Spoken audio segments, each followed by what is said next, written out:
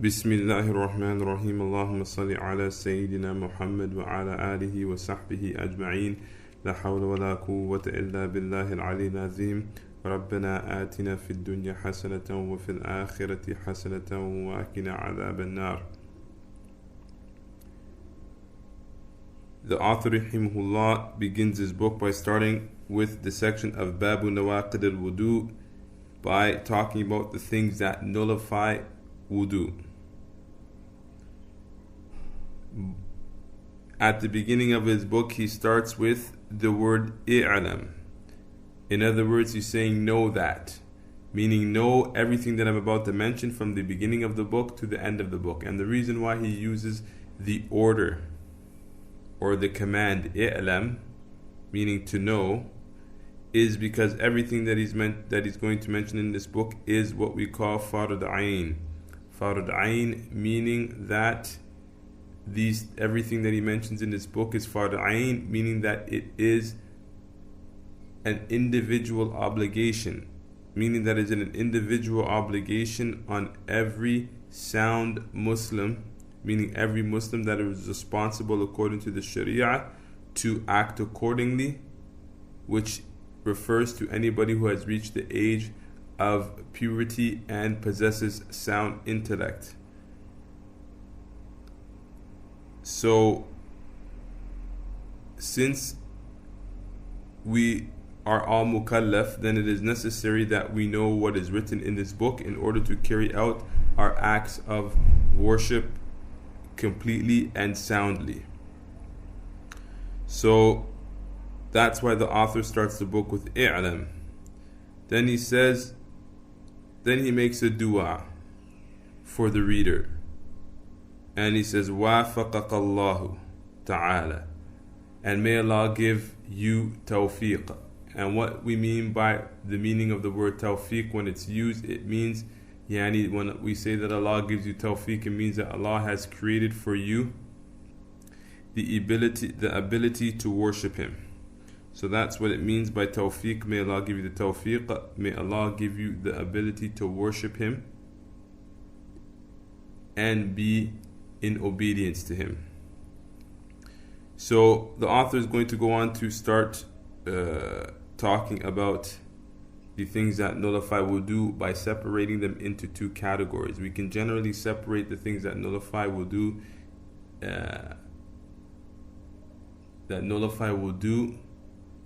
and the first thing that he mentions is ahdath.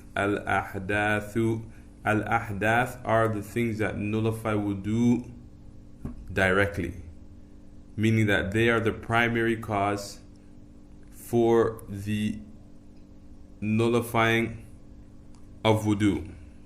And then we have something called asbab al-ahdath, which we will mention later. So those things that he mentions that nullify wudu are 5. The first one that he mentions is al-madhi. Al-madhi means pre-ejaculation fluid, which is a thin, light fluid that comes out before ejaculation or anytime there is sexual arousal. When a male gets an erection, they will notice that there's a thin liquid that comes out. Same for a woman if she experiences sexual pleasure, not necessarily with sexual intercourse, she will release a thin fluid. All of this is called al-madhi, and this necessitates wudu. So, for example, if a person is having some type of sexual activity with their spouse, but not actually sexual intercourse, and they were to stop in the middle of it, in most cases they will find that either the woman has felt that she has released something which will cause some type of excrement of wetness, then that is what we mean by al-madhi. And for a man, when he has an ejaculation, he will feel a release of a thin white liquid that will be shown on the tip of his private part. This is what we consider al-madhi. Then we have al-wadiyu. Al-wadiyu is a thick, turbid, cloudy fluid, and in most cases for males, I don't know if this occurs for females, but for males it comes out in most cases after a person urinates. So sometimes a person may urinate and they'll find a thick cloudy fluid come out of their bodies. This is what we call al-wadi. Out of their private part. This is what we call al-wadi. Yani, for some people it will never happen. For some people it'll happen maybe once in a lifetime. For some people it will happen occasionally. This is what we call al-wadi. And then al-bawl, urinating. The third one is urinating, and urinating also nullifies wudu. So if any of these three liquids were to come out of the private part of a human being, then it would nullify wudu.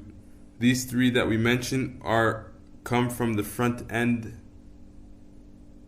and the next two that we're going to mention would come from the back end, which is passing gas and defecation. So defecating and passing gas are also things that break wudu directly. So what we mean by breaking wudu directly, meaning that the occurrence of these things are the primary causes for the nullification of a person's wudu. So these are what we call al-ahdath, meaning that they are occurrences. So what we mean by occurrences, meaning the coming out of these things from the specific private parts of the body, is what causes the nullification of wudu. Then we go on to mention two more. Then we go on to mention the asbab al-ahdath. What we mean by the asbab al-ahdath are the things, as you mentioned before, are the things that they don't necessarily break wudu directly, but they are in most cases causes for one of the 5 things that we mentioned to occur. So the first one that he mentions is sleep. For example, in most cases when a person falls to sleep, they are going to enter the state, or they're going to pass gas in most cases. In most cases when a person goes to sleep, in most cases they pass gas and they don't know it. So what we mean by al-asbab is that these things are not the primary causes, but in most cases they are reasons for one of the ahdath to occur. So the first one he mentions, as we mentioned, is naum, sleeping.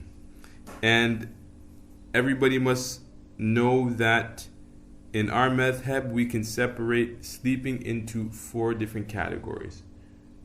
And the reason why we're going to separate it into 4 different categories is to determine the different rulings that apply to it. So in fiqh, when we're separating things into categories, it's in order to either define things or to define the specific rulings that apply to them. To make it simple, we have such thing as heavy sleep and light sleep. So we have heavy sleep and light sleep. And when we say heavy sleep,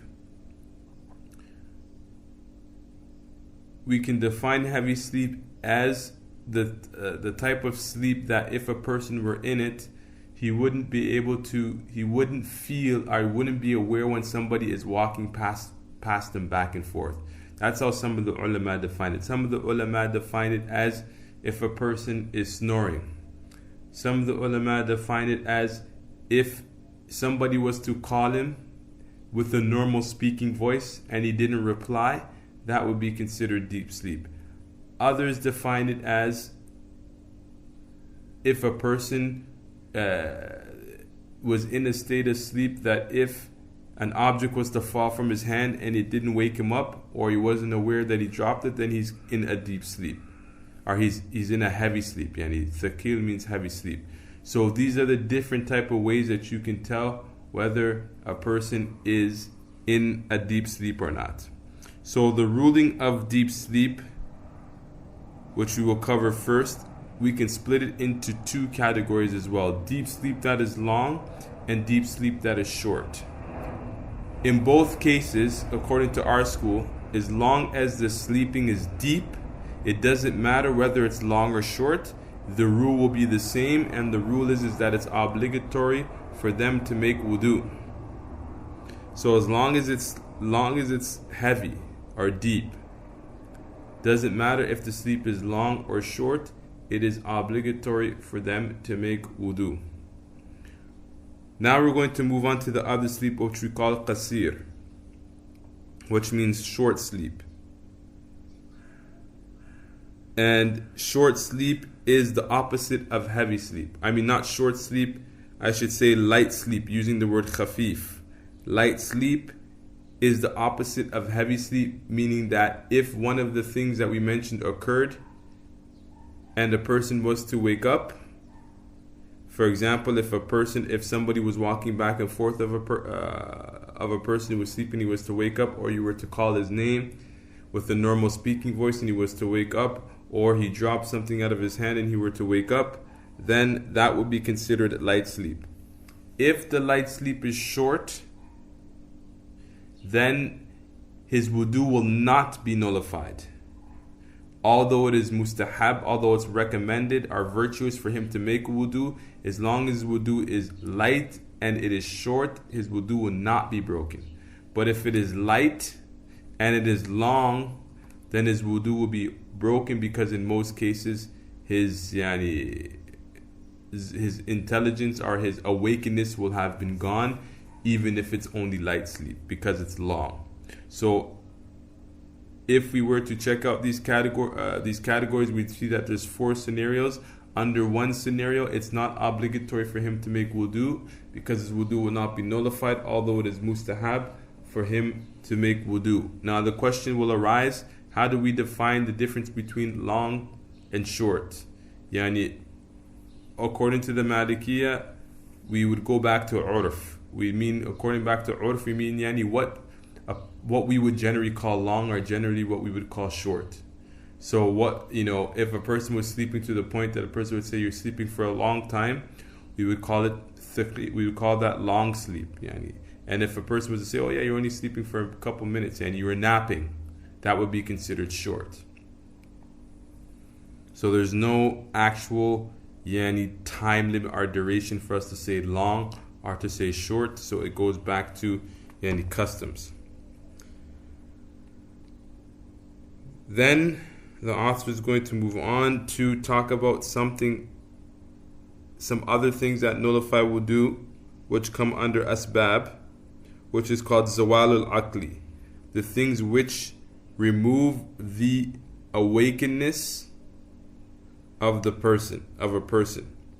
So zawal al-aqli, we mentioned the first one is naum, sleeping, and then zawal al-aqli bil junoon, meaning a person who has been affected by a jinn, because their aql is gone. Although they're awake, it's as if they're sleeping, because they don't know what they're doing.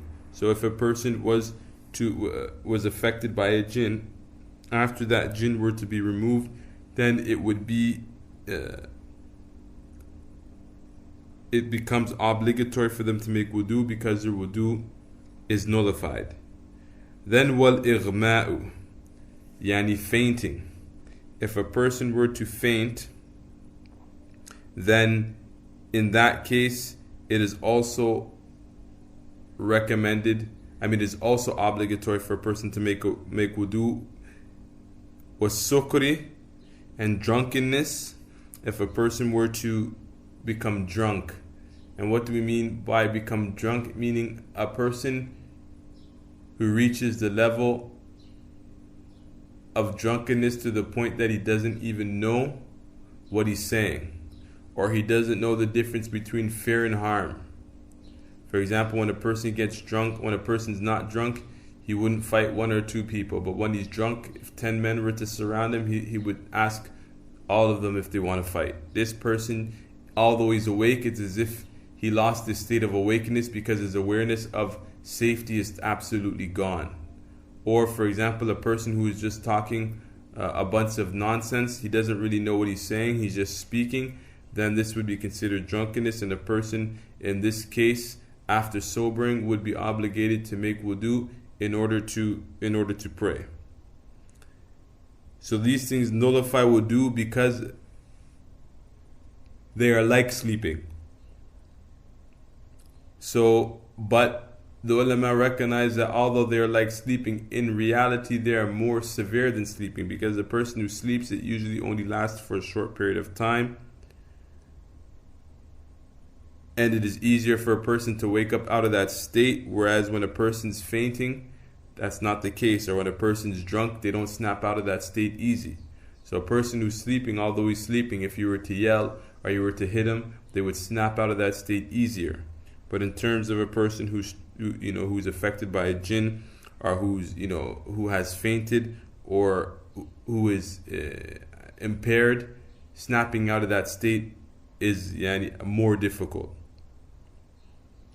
So then he moves on to mention another thing which nullifies wudu, which is ridda. Ridda means coming out of Islam. So if a person leaves Islam, then according to the Malikiyah, his wudu becomes nullified. Likewise, if a person was to come outside of Islam, then their hajj would also be nullified, and all of their former actions would become void, batil, nullified, which means that they would have to perform hajj, again according to the Maliki school.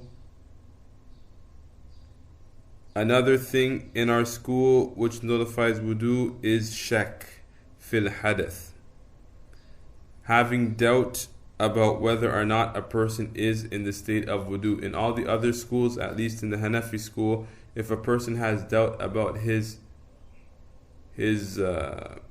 wudu, meaning does he have wudu or not, according to the Hanafis, then we would say that they would say that that the person still has wudu. In our school, Imam Malik took extra precautions, because in our madhab, praying with doubt means that your prayer would not be sound. So if a person, for example, were to pray, or for example, if a person he knows that he made wudu, for example, at dhuhr a person made wudu, he prayed his dhuhr prayer, then Asr time came in and he said to himself, I know I made wudu, but I think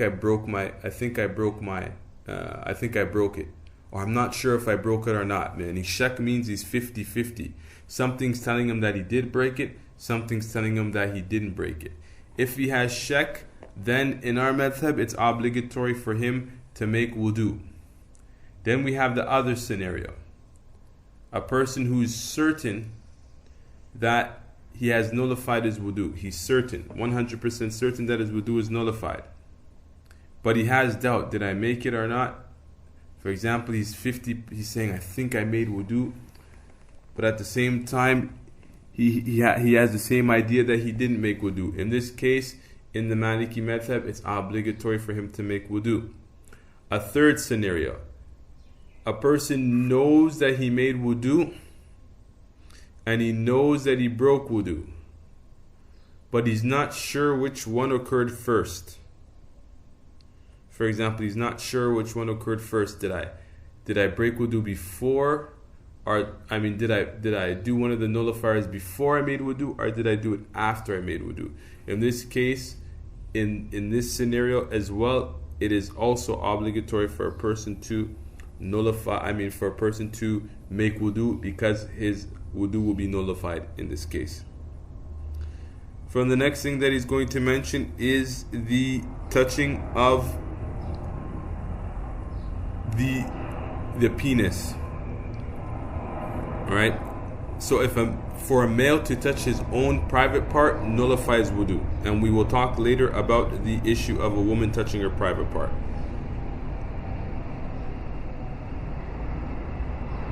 So as for a woman touching her private part, as for a male touching his private part, his wudu will be nullified, but there are conditions. The first condition is that private part has to be muttasil, meaning it has to be connected, meaning that if it wasn't connected to his body, it wouldn't nullify wudu. And when he touches it, it has to be touched with the inside palm of his hand. if he touches it with the inside palm of his hand, or the inside, whether it's the palm of the hand or the inside fingers, or the side of the fingers, then it will nullify wudu. So basically, if a person was to touch his private part with the inside palm of the hand, or the actual are the fingers, the inside palm of the fingers, or the side of the fingers, meaning he was to take his private part and put it between his two fingers, then this would nullify wudu. Contrary to that, let's say a person was washing his private part and didn't want to make his wudu, and so he turned his hand into a fist and he wiped it. This would nullify wudu because he did not touch it with the inside palm of his hand. So the conditions, again, in order for the wudu to be nullified for when a male is touching his private part, number one, that private part has to be connected to his body. And the reason why they say that is because for somebody to touch somebody else's private part doesn't nullify wudu. Right? So let's just say, for example, a Muslim doctor was doing some type of surgery on a male, and he was to touch his private part, that wouldn't nullify wudu. That's the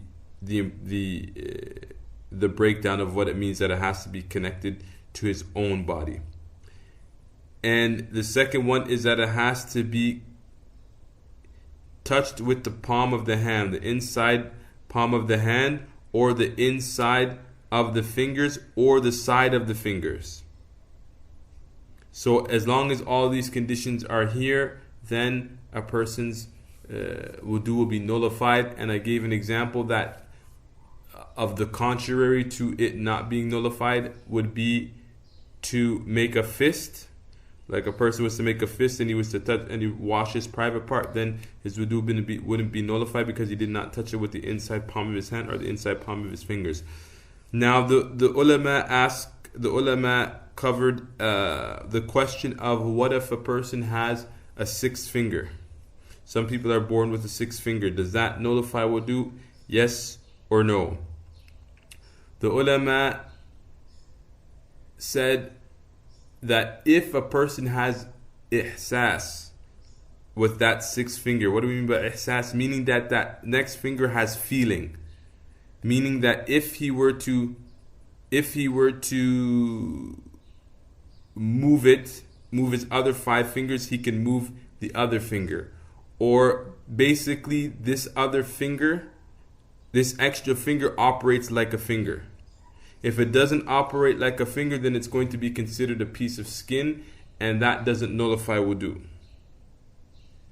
So if that finger operates like another finger, meaning that it moves, that a person has the feeling of touch as they do on their fingers, then it will nullify wudu. Otherwise, it's just going to be considered a piece of skin, and it does not nullify wudu.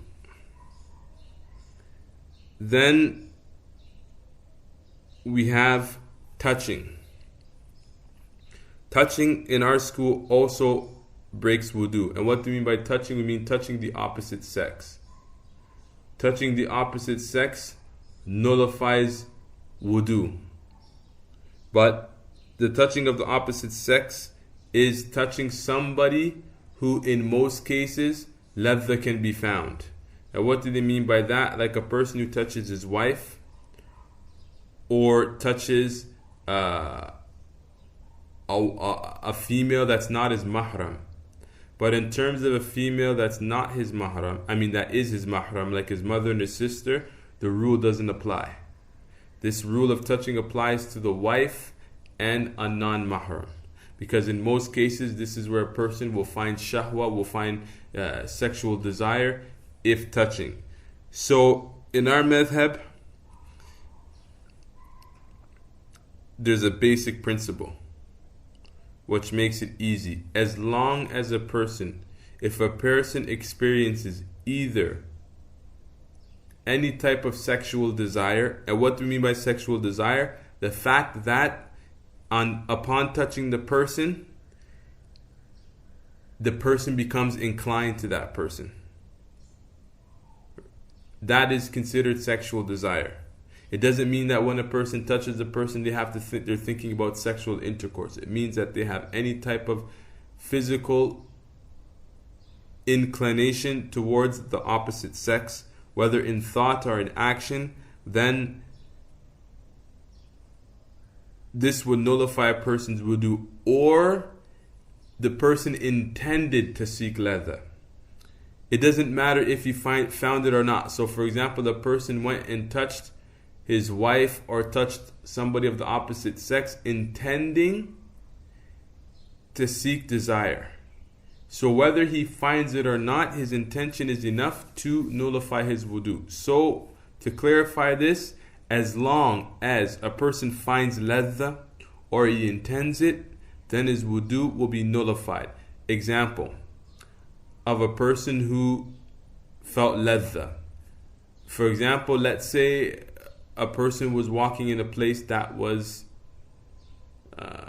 packed with people, or he was in a store and a woman put money in his hand. He took the money and she touched part of his hand, or he touched part of her hand. He didn't intend ladha here. He didn't intend it, but he found it. Meaning found it, he experienced it. So as long as he experiences it, then regardless if he intended it or not, then his wudu will be nullified. Or let's say on the other hand, qasada ladha, meaning he intended ladha. For example, a person who reached out to touch a woman or shake the hand of a woman, but at the shaking of her hand, he didn't experience any ladha, right? Any desire. At this point, we say it doesn't matter, because the fact that he intended to is enough. So, in short, one of these two factors, as long as they're in the scenario, it nullifies wudu. And so, in general, we have 4 different type scenarios. Meaning, the first scenario would be in qasada ladha wa wajadaha. A person who intended ladha and he experienced it. That nullifies wudu. The second one would be in wajadaha wa lam yaqsidha. A person who experienced desire or sexual inclination, but he didn't intend it, but he found it. That nullifies his wudu. Or the opposite of that, a person who intended it, but he didn't find it, he didn't experience it, nullifies wudu. The last scenario would be a person who didn't intend it and didn't find it. So for example, a person who didn't intend it and didn't find it. Okay, an example of this would be, in our madhab, it is not permissible for the man to shake the hand of another female, or for a female to shake the hand of a male. But let's just say a person did, out of weakness. For example, the woman put out her hand to shake his hand, and so he shook it because he was afraid to go contrary to the general public that he's in, for argument's sake. In that case, he didn't seek ladha, nor did he find it. Meaning he didn't put his hand out in order to experience the softness of her hand, nor did he experience it upon doing it, because he knew what he was doing was wrong, and so he felt bad about it. In that case, his wudu is not nullified, because not one of these two, the experience nor the finding, not the experience nor the intention of it is present. Then this is the 4th scenario, and this doesn't nullify wudu. So now if we take a look at the text, I will give, actually when you look at the text now, the author is going to go on to talk about those things that do not nullify wudu. So we have some things that do not nullify wudu, and the reason why the author mentions them is because maybe they nullify wudu in another madhab, or there are some hadith that indicate that these things necessitate wudu, but the fuqaha did not practice these hadith for one reason or another. So the first one that he talks about is touching the anus. According to our madhab, touching the anus does not nullify wudu, whereas touching the front does. Also, touching the testicles doesn't nullify wudu as well. If a person were to, for example, wash his testicles, that doesn't nullify wudu, because the testicles and the penis technically are considered two different things. Also, it doesn't nullify, wudu is not nullified by touching the private parts of a young girl.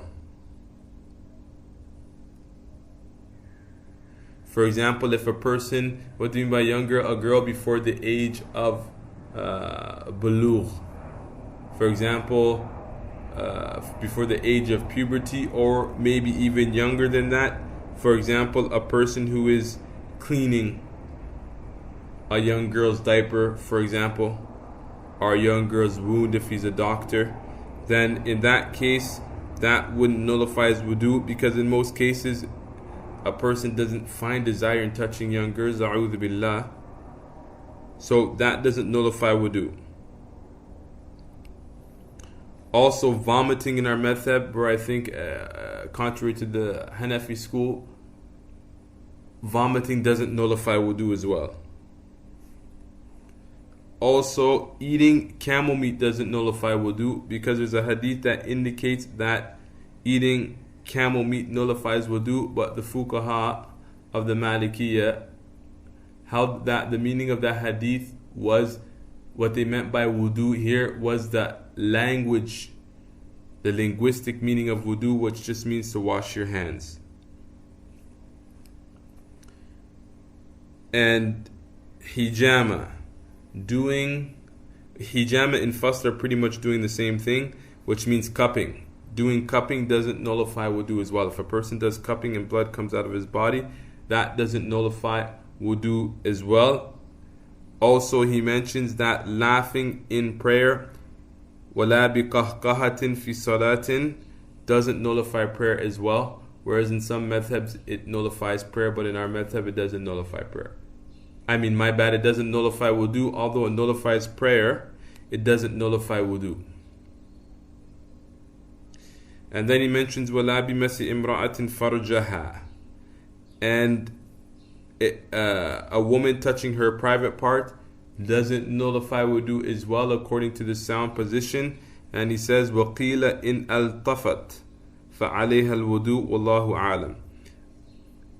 Okay, the sound position in the Maliki school, contrary to what is intended in the text here, that touching the private part of a woman touching her private part does not nullify wudu. So if she was to take her hand and run it across her private part, that wouldn't nullify wudu. Although some ulama were of the opinion that if she was to stick her fingers on the inside, then that would nullify wudu. That's what he means, وَقِيلَ إِنْ أَلْتَفَتْ فَعَلَيْهَا الْوُدُوء وَاللَّهُ أَعْلَمُ. Yani, if she was to stick her finger on the inside and touch one of the sides of the inside, then that would nullify wudu, which is the opinion that is mentioned in Ibn Ashir. But in many of the major books, they say that the sound opinion is that under any circumstance, a woman touching her private part doesn't nullify wudu. So if a person wants to avoid the difference of opinion, then a woman, if she were to stick it on the inside, then it would be preferable for her to make wudu. Then that way she would be refrained from falling into doubtful matters. And so that is the end of the section on the things that nullify wudu. اللهم صل على سيدنا محمد وعلى آله وصحبه أجمعين.